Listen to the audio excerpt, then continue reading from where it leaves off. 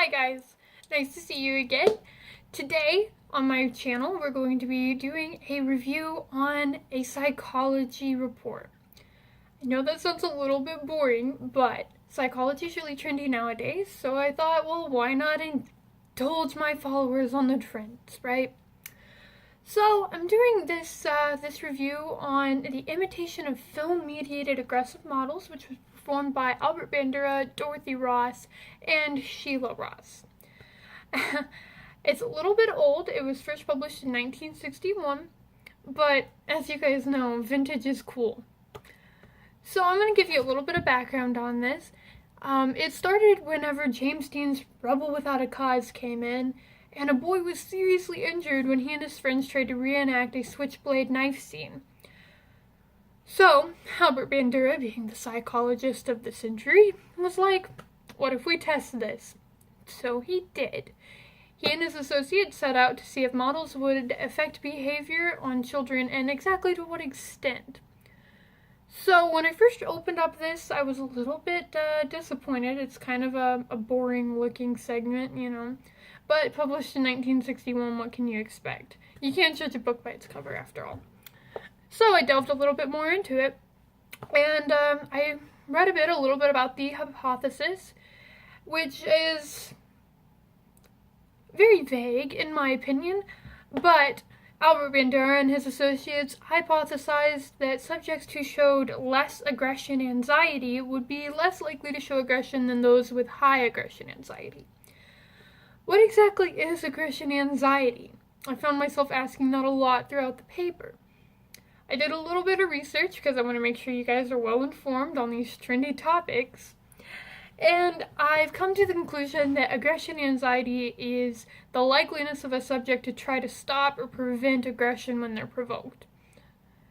So, aggression anxiety, and among other things, there were about 4 different things that they measured on a 5-point scale, were measured by an experimenter that was part of the program and also the nursery school teacher. They went through Stanford University, as most psychology projects do. I feel like every psychology thing I read says Stanford University on it. So, they took 48 boys and 48 girls from the Stanford University Nursing School, and they were between the ages of 2 to 5 years, but most of them were right around 4 years old. The students were put into 3 different experimental groups and 1 control group.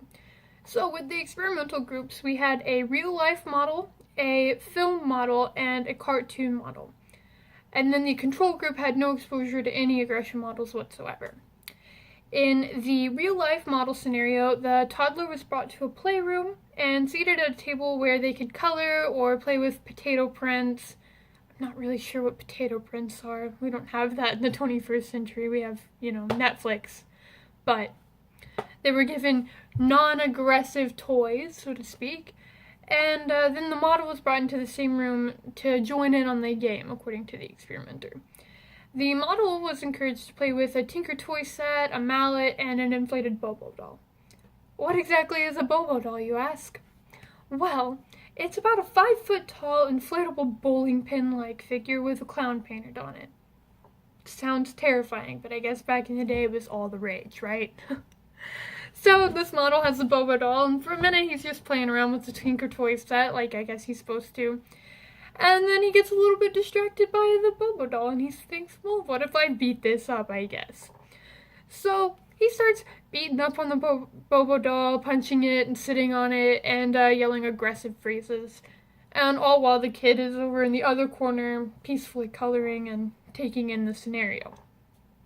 The film model scenario was just a little bit different. The little toddler was also brought to a table where they could color and do potato prints, but they were also shown a movie while doing so, and the movie was about 10 minutes long and showed about the same things that was in the real-life model. The cartoon scenario was also very similar to both of those, except for they took the film scene and made it look more cartoonish by adding a colorful backdrop with trees and stuff. And then the model obviously was dressed like a cat and acted like a cat. The cat also assaulted the Bobo doll, and aggressive phrases were in like a high-pitched, animated, what a cat would sound like, I guess, if they could talk. So, to test whether the kids are going to imitate the models, they obviously had to do something. So they brought the kid into a toy room, and it was filled with really cool toys, and they were all excited, like, yeah, I get to play with the toys. So they let him play with these toys for a bit, and then they're like, you know what, these are my really good toys. I don't know if I want you to play with these.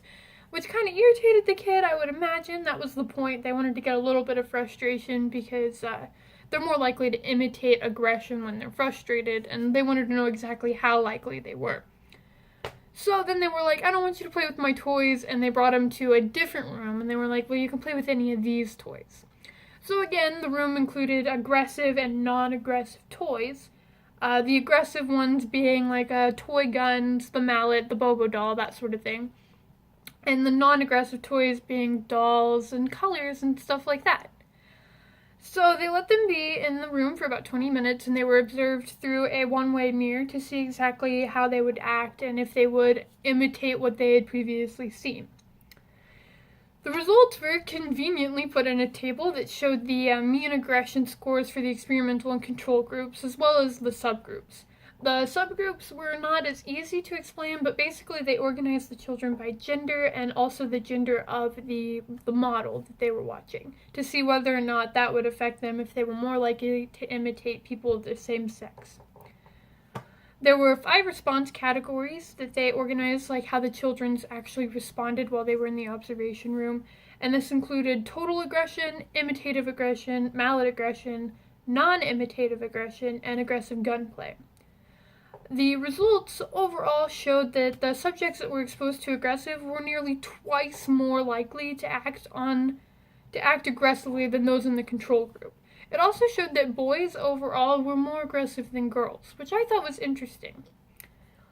The implications of this study are interesting, especially since it's such an old study. It's difficult to sometimes apply studies that were made so long ago to the real world. And it's like to now. But I've come up with a few implications. And according to the study, they also imply that young children are obviously likely to imitate models who display aggression, especially since the results were so profound. It also demonstrates that not only are the children naturally aggressive after seeing the models, but it also facilitates exactly what kind of aggression.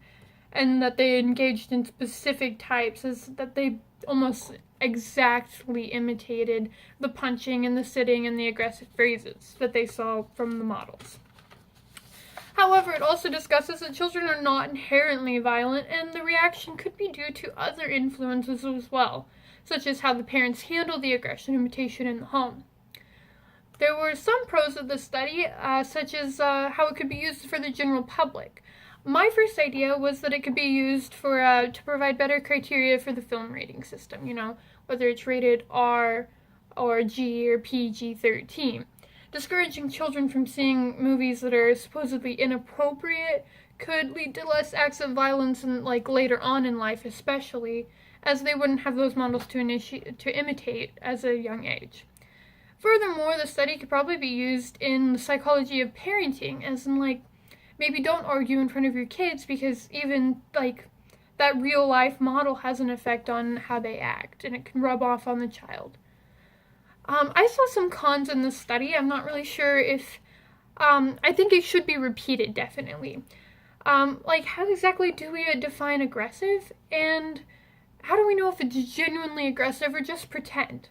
There were some other concerns on whether the behavior that they learned, the imitative behavior, is going to be long-term, and if they continue that behavior in the future. I also feel like it could be more comprehensive and include more information, such as how many siblings the subject has, or what race this subject is. Are African Americans more likely to be aggressive than Mexican Americans? I also think that it could have been done in other countries. Of course, that's not, an easily accessible sort of thing. Anyways, that's my review of Bandura's Imitation of Film-Mediated Aggressive Models, and I really hope you enjoy. Tune in and subscribe for next week!